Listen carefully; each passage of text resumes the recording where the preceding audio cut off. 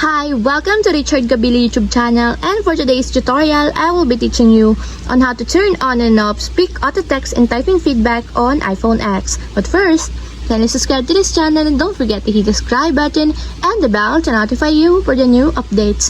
And let's start! Using your iPhone X from your home screen, first go to Settings. Then in the Settings, scroll down and find the Accessibility and then tap. Then in the accessibility, go to vision section and then tap the spoken content. Then in this part in the spoken content, scroll down and then find and tap the typing feedback. Then in the typing feedback, find the speak auto text, and as you will see, there's a switch button located on the side of it. Then all you have to do is just tap it to enable until it becomes green.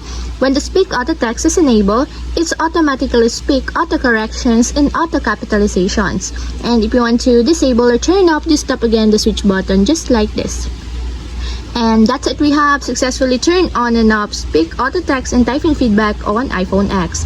If you have a question, kindly comment down below and don't forget to hit the subscribe button and the bell to notify you for the new updates.